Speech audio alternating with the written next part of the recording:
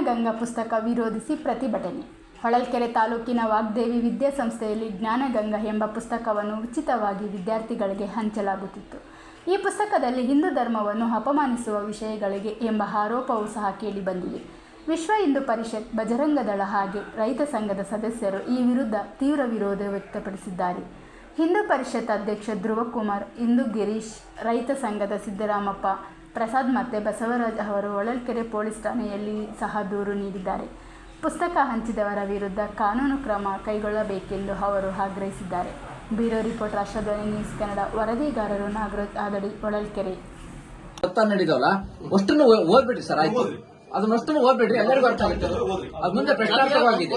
ಒಂದು ನಾನು ಅಕಸ್ಮಾತ್ ಇದರಲ್ಲಿ ಏನಾದ್ರೂ ನನಗೆ ಗೊತ್ತಿಲ್ಲದೆ ಆಗಿದ್ರೆ ದಯವಿಟ್ಟು 100 ಕೋಟಿ ಪಟ್ಟು ಕ್ಷಮೆ ಕೇಳ್ತೀನಿ. ಸರ್ ಈಗ ಓದ್ಬೇಕು ಸರ್, ಓದಿ ಸರ್, ಅದನ್ನ ನಾನು ಓದಕ್ ಬರೋದಕ್ಕೂ ಅರ್ಥ ಆಗುತ್ತೆ.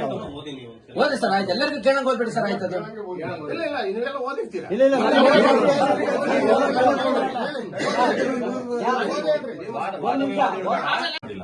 ಯಾಕೆ ನಮ್ಮ ಧರ್ಮವನ್ನೇ ಪ್ರಶ್ನೆ ಮಾಡಿದ್ದಾರೆ? ಟಾರ್ಗೆಟ್ ಮಾಡಿದ್ದಾರೆ ಯಾಕೆ?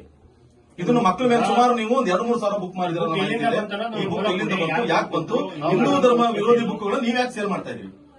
ಇದು ಸಂಪೂರ್ಣ ಮಾಹಿತಿ ಬೇಕು ಸರ್. ಇಲ್ಲ ಅಂದ್ರೆ ನಾವು ಬಹಳ ದೊಡ್ಡದಾಗಿ ಪ್ರತಿಭಟನೆಯನ್ನು ಖಂಡಿತ ಸರ್, ನಾನು ನಿಮ್ ಪರವಾಗಿದ್ದೀನಿ. ನಾವು ತಪ್ಪು ಮಾಡಿದ್ರೆ ನಮ್ಗೆ ಶಿಕ್ಷಣ ತಪ್ಪಾಗಿದೆಯಲ್ಲ, ಇಲ್ಲಿ ಅಲ್ಲ ಮಾಡಿದ್ರೆ ಅಲ್ಲ, ತಪ್ಪಾಗಿದೆ. ಆಗಿರತ್ತೆ ಬಂದ್ರು ಇದರ ಪ್ರಶ್ನೆಗಳೇ ಹೊರತು ಇದ್ರ ಟೀಕೆಗಳೆಲ್ಲಾದ್ರೂ ಇದೆಯಾ ಅಂತ ಮನಸ್ಸಿಗೆ ಒಂದ್ ನಿಮಿಷ. ಚಾಮುಂಡೇಶ್ವರ ಗಂಡ ಯಾರು ಅಂತ ಕೇಳ್ತಾರಲ್ವಾ? ಆಯ್ತಲ್ವಾ?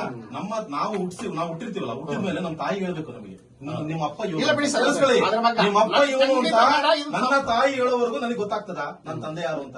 ಆ ಬೋಳಿ ಮಗ ಯಾವ ಕೇಳೋದವನು ಯಾರು ಪ್ರಶ್ನೆ ನಾನು ಕೇಳ್ಬೋದ?